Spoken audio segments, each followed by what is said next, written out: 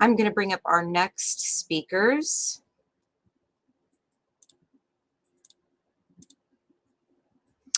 Magda and Heather Nelson.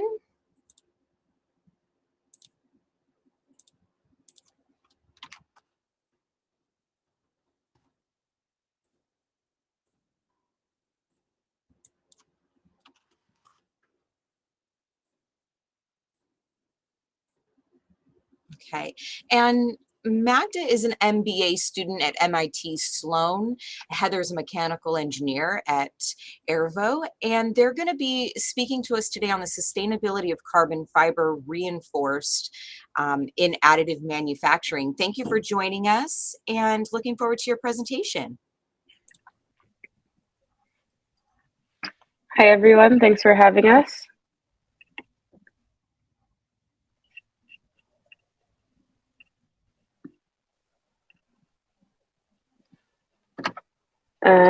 Can everyone see my screen all right?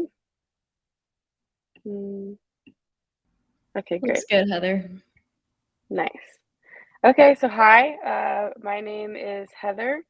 I am passionate about additive manufacturing, and most recently I've been with Arevo for 1.5 years working on carbon fiber 3D printing.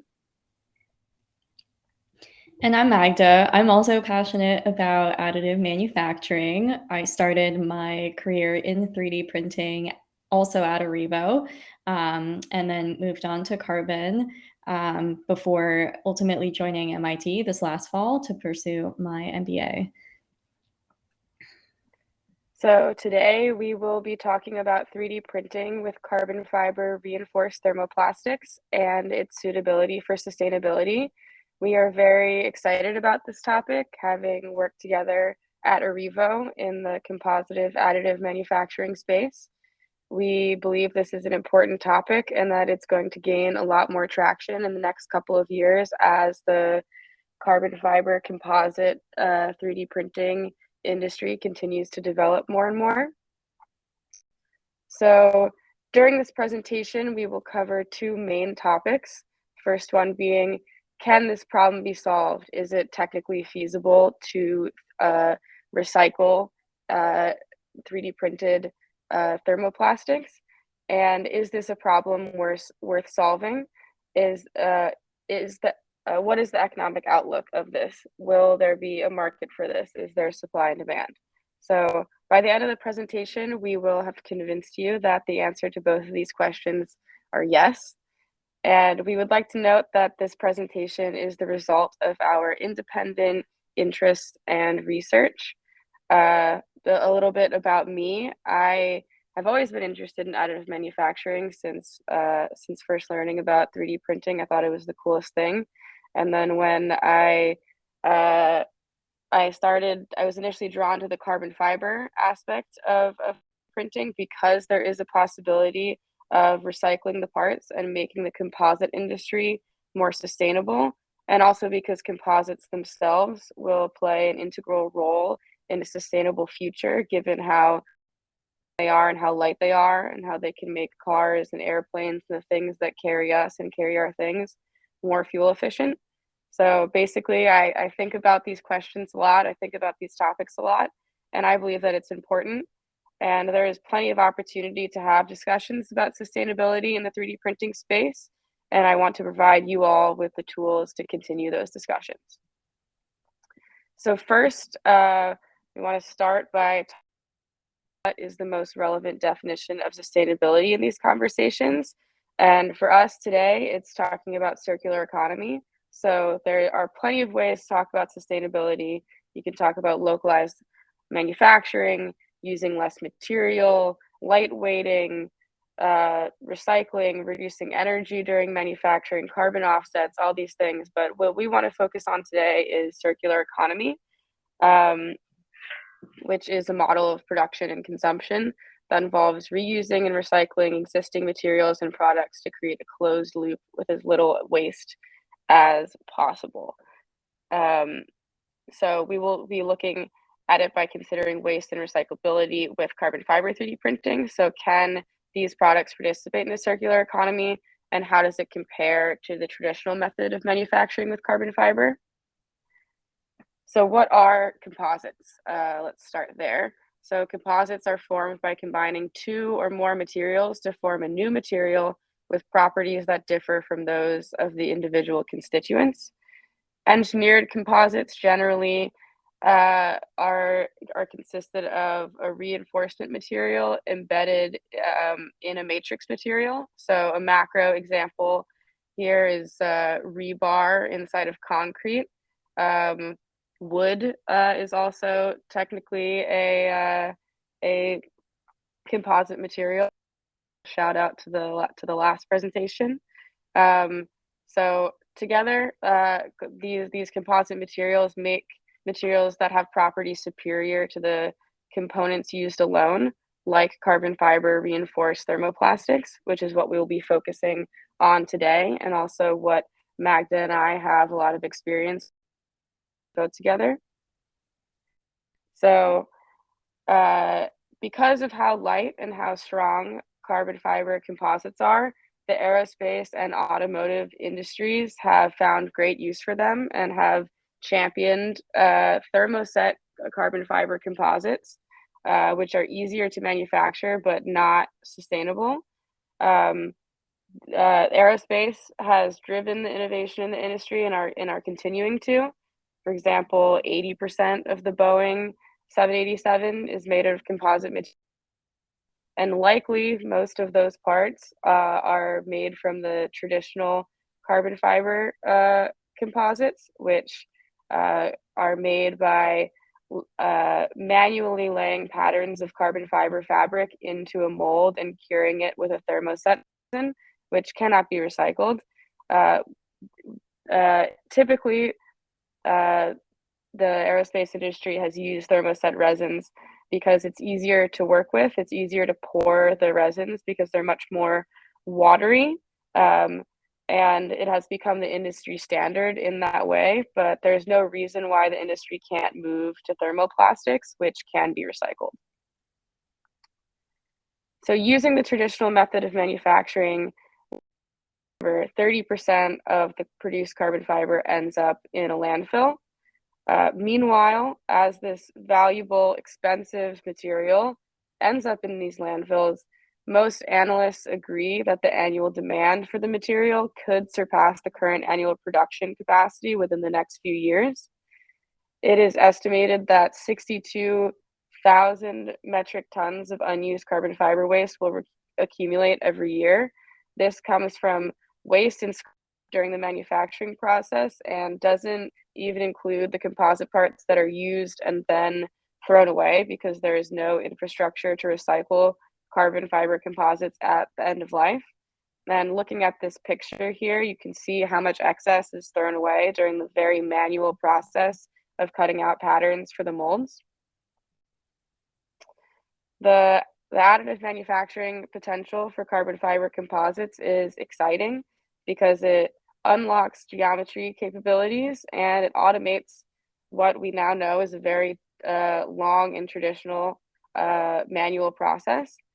All of these companies here listed on the screen are focusing on 3D printing with carbon fiber reinforced thermoplastics, which opens up the opportunity for recycling. And together, this subset of companies alone have raised over $630 million. And because the carbon fiber composite 3D printing industry is still young, it's still growing, especially compared to other forms of 3D printing, like metal 3D printing. Right now is a good opportunity to start thinking about sustainability because it can affect the future of the field and what direction these and other companies go in. So talking about technical feasibility, it is technically feasible to use recycled composite materials and constituents in 3D printing processes, but not all constituents can be reused. So when we're talking about recycling existing carbon fiber composites that have been made in the traditional way with molds and thermosets, we know that we cannot recycle the thermoset plastic, but research has shown that carbon fibers can be reclaimed using pyrolysis from those parts, which is basically just burning off the plastic. Thermoplastics on their own can be recycled over and over. So 3D printed carbon fiber reinforced thermoplastics can leverage recycled thermoplastics as a matrix material being printed. But when we're talking about recycling those parts that have been printed using thermoplastic, those parts that have already been printed, it is harder to recycle, but not impossible. Thermoplastics are so viscous when they are melted down that it's hard to separate the plastic from the fibers. So instead, people can chop up the parts and make them into pellets that can be used in big area additive manufacturing. The bottom line here is that it is possible to recycle these parts, but there are some limits in terms of what can be recycled and how it can be used afterwards. Some exciting new research has shown that recycled carbon fiber has a specific strength comparable to its virgin form after recycling. So, and this is true as long as the recycled fiber reclaimed from pyrolysis is greater than 7 millimeters long. It will retain at least 80% of its theoretical maximum strength. It's important to note here that the average length in 3D length of carbon fiber in 3D printed parts that use chopped fiber right now is 100 micrometers. So that's quite a bit shorter than what is needed to reach that theoretical maximum strength. So there is a lot of work here to be done if 3D printed parts using carbon fiber plastic need to be as strong as parts that would have continuous carbon fiber or parts that come from the traditional method of manufacturing. But a lot more research and thinking can be done here to figure out what applications will be better suited for the traditional method versus continuous carbon fiber 3D printing versus chopped carbon fiber 3D printing, and what fiber length you need to get the strength that you need from the part that you are working with. Recycled carbon fiber and carbon fiber reinforced thermoplastic pellets are good candidates for use as feedstock in 3D printing. So one main thing to highlight from this slide is that both the pellets and the recycled carbon fiber will cost 20 to 40% less than virgin carbon fiber, but as we said in the last slide, will still retain a lot of the same strength. So that's very important to note. The pellets are a little bit less flexible in terms of how easy it is to tailor to new application, because the pellets are only suitable for printing very big things, and you will be uncertain in exactly how much what your fiber to thermoplastic ratio will be in your deposited material. So you won't have as precise of a knowledge of the material properties across your entire part. But the recycled carbon fiber can be basically just the same as using virgin carbon fiber. The pellets can be used in big area additive manufacturing, and recycled carbon fiber can be used in FDM. As I said before, the potential limitations with the pellets is that you're going to have variable fiber length and variable fiber volume content, which could be problematic if you need to have precise knowledge of that for your part. And then with recycled carbon fiber, there are some questions here about how many times the carbon fiber can be reclaimed before the recycled carbon fiber is too small to meet mechanical strength requirements, and to what parts it will be the most useful for. So now we know that it is feasible to recycle these parts, and we can use recycled materials as feedstock. But now we have to answer the question: is it worth it? Is there a market for this? And based on our research, there's a market right now, but you'll see that the potential is there. There's not a lot of data to work with at the moment, but from what we know, the economic outlook is positive. So the following part of this presentation will give you the context that you'll need to know if you want to continue these discussions outside of this conference. So based on our research, we hypothesize that the automotive industry will be key in driving demand. It looks like the automotive industry has the most to gain from lighter and cheaper materials in the near term. Aerospace products life cycles are longer, and there's much more red tape that has to be cut through to get new parts into new planes. It's much shorter for cars, and there are much more cars on the road than planes in the air. So they will be benefiting most in the near term from these new materials and these new processes. So, for example, in the U.S., Biden has set a target of making 50% of cars and trucks zero emissions by 2030. And in Europe, there are also huge pushes to decrease carbon emissions from cars. And manufacturers will have to pay big penalties if these targets are not met. So automotive companies are highly incentivized to make more fuel efficient cars and more electric vehicles, both of which will require strong and light materials like carbon fiber composites, and they will need them cheaper. So they will need recycled carbon fiber. And the automotive industry's willingness to pay is only going to increase as regulations get stricter and stricter. EV manufacturers have the highest incentive to invest in carbon fiber parts because EV batteries are heavy, and a 10% weight reduction can improve fuel economy by 6 to 8%. Hybrid EVs and regular internal combustion engine cars are also incentivized to pay for weight reduction to reduce carbon emissions, to meet increasingly strict governmental standards about emissions.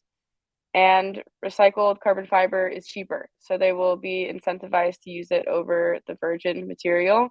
And not to mention that 3D print for new innovation in geometry from the traditional molding method. So there's a lot that the automotive industry will stand to gain from working with recycled carbon fiber and carbon fiber thermoplastic 3D printing here. So now that we know the demand, let's look at the supply. The volume of scrap carbon fiber reinforced thermoplastics or reinforced plastic parts from aerospace and automotive industries is ahead of the market for reclaimed products. 35 million recycling industry every year. 12,000 planes will retire over the next 20 years. And once the related ones start retiring, there will be a huge supply of end-of-use carbon fiber composites ready for recycling. Also, in 20, Boeing announced that it will supply carbon fiber, an up-and-coming carbon fiber recycling company with cured and uncured carbon fiber waste to be recycled for use in secondary products. So the big players in aerospace are already starting to participate in creating the infrastructure to recycle these parts, although there's more work to go. And yeah, so we're not yet, but there are still some logistical and technical gaps to be filled.